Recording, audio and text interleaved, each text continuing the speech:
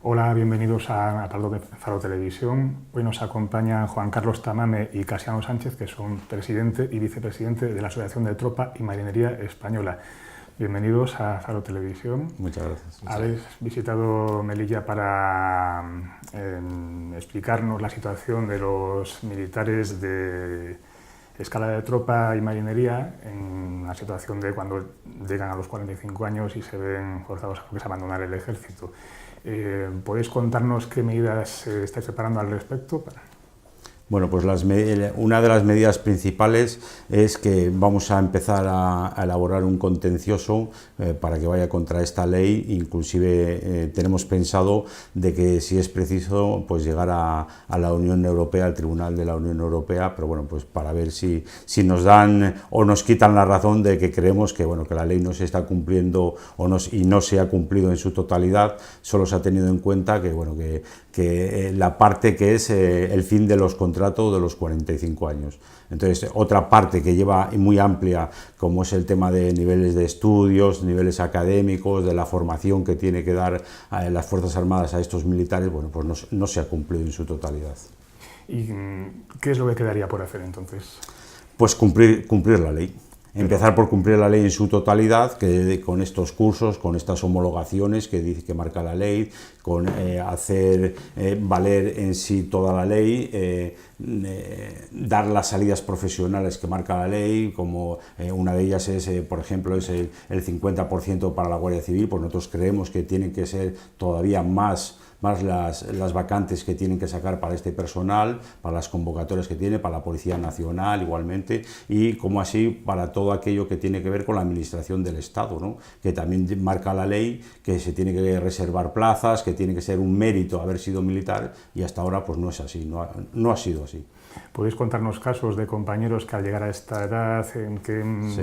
las salidas o no salidas que han tenido? Sí. Pues mira, recientemente además nos ha tocado mucho de compañeros de que han estado con nosotros sirviendo mucho tiempo, y ahora al llegar a esta edad, bueno, que ha sido hace 7 u 8 meses para acá, bueno, pues han tenido que abandonar las Fuerzas Armadas por los 45 años, y bueno, pues su situación que es ahora mismo es que están buscando trabajo y no lo encuentran. De hecho, inclusive ni para camarero, nos decía uno, ¿no? Que es que he echado el currículum para ver si voy de camarero, de seguridad privada, no encuentro en ningún sitio. Inclusive otro compañero que tenemos, le habían contratado de reponedor en Mercadona, y ha llegado el momento de que a los 3 meses pues no le han renovado. Y ya ahora lleva casi 9 meses sin trabajo, sin nada que hacer, nada más que esa compensación que le da el Estado, que son 613 euros mensuales. Claro que con eso no vive una familia hoy en día, claro.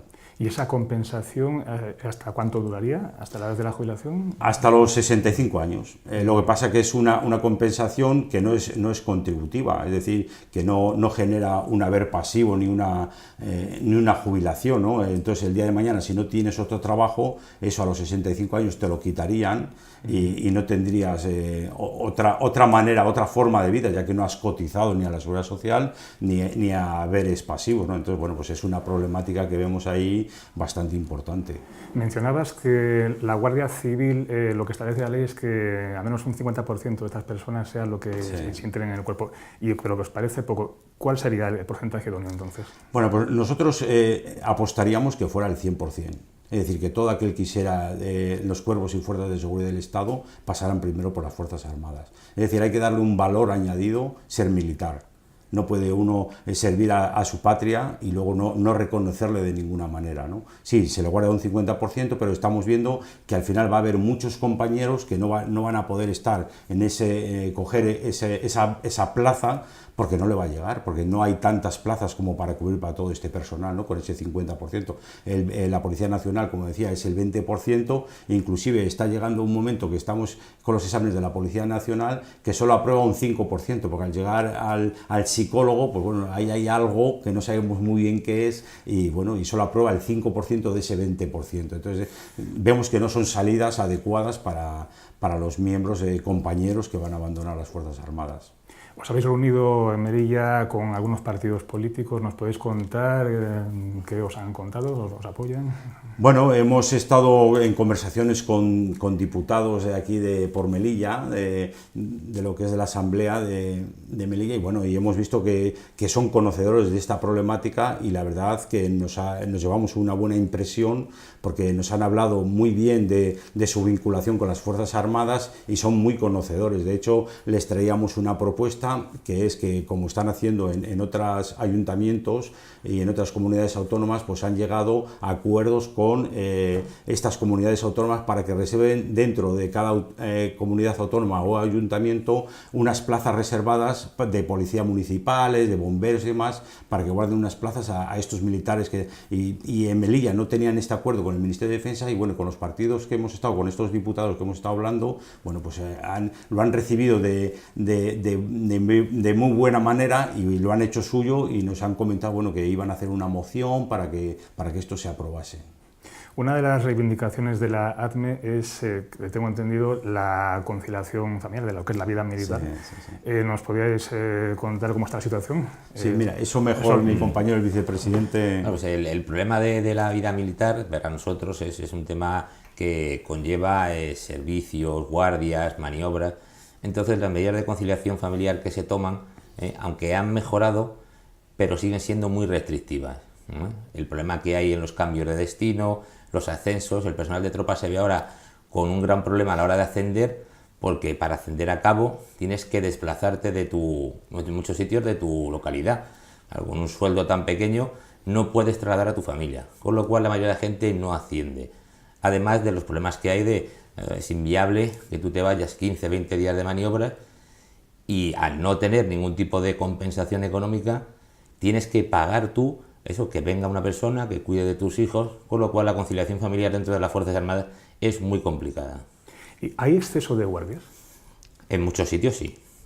Hay en sitios que se puede llegar a hacer hasta 4 o 5 servicios al mes, de 24 horas. Más luego las maniobras, ejercicios, continuadas. O sea, hay mucha gente dentro de las Fuerzas Armadas que puede superar en más de 1000 horas las horas que hace un funcionario público. ¿Y qué medidas se pueden tomar al respecto por parte vuestra? Por parte nuestra ya lo hemos intentado. A nosotros lo que quisiéramos es lo que tiene todo el mundo, que se pagasen. Que cuando tú tienes un servicio, pues como hace un policía, como hace un guardia civil, como hace un médico, pues que se abonasen. Entonces tendrías menos problemas, muchos menos. ¿Y no habéis obtenido respuesta de ninguna instancia superior? No, recientemente se ha conseguido que por lo menos haya una compensación en la parte de los servicios, de que cuando haces una guardia se te compense con un día libre y un descanso adicional. Pero aún así a nosotros nos parece insuficiente. Y en el caso de las maniobras pues es muy, muy bajo. Cada 5 días de maniobras te corresponde un día libre. O sea, 20 días de maniobras en el campo te dan derecho a 4 días, sin contar festivos y nada. Y en cuanto a las condiciones de alojamiento, ¿cómo están? En España en general y en Melilla en particular también. Mal. Los alojamientos del personal de tropa es bastante precario. En muchos sitios están durmiendo 3, 4, 5 personas incluso en una misma habitación. Entonces son alojamientos, muchos de ellos muy viejos, no se ha gastado dinero en infraestructura, y además nosotros entendemos una parte fundamental, y es que hay que desvincular ya la parte esa de que, como son personal de tropa, se tienen que alojar en alojamientos, mientras que los cuadros de mando se alojan en residencias logísticas. Nosotros creemos que aquí todo el mundo tiene que alojarse en un mismo sitio, y si hay unas residencias para cuadros de mando, tiene que haber unas residencias en igualdad de condiciones para el personal de tropa. ¿Del caso particular en Melilla nos podrías hablar? Pues en Melilla, por ejemplo, hemos estado comentando, hay un problema con el tema de los pabellones, unas viviendas que hay, que por ejemplo el personal temporal no tiene acceso a ellas. Los militares de carrera, oficiales y suboficiales, vienen con su familia, y si hay hueco dentro del pabellón se pueden alojar. Sin embargo, un personal temporal, un militar temporal, viene con su familia y no puede alojarse, no tiene derecho a alojarse. Yeah. En cuanto a esta iniciativa judicial que está preparando, ¿ya tenéis algún plazo de presentación no sé, recursos? ¿Nos podrías contar un poquito? Sí, bueno, ahora mismo estamos en el proceso inicial de dar publicidad a través de los medios de comunicación a nuestros socios también, de manera interna, y creemos que a mediados de junio se llevará a cabo ya. Empezaremos ya con este pleito, por así decirlo, y bueno, y ya veremos hasta dónde nos llega. ¿Cuántos socios tiene la ATME en España y en Melilla? En la actualidad somos 2.600 en total, y ahora mismo en Melilla pues hay 80 efectivos que son asociados de ATME. De acuerdo. Pues no os quiero robar más tiempo, tenéis una agenda muy apretada, pues muchísimas gracias por visitarnos en el plató de Faro Televisión, y a ustedes les emplazamos a la próxima entrevista en Faro Televisión. Gracias. Pues muchas gracias. Muchas gracias.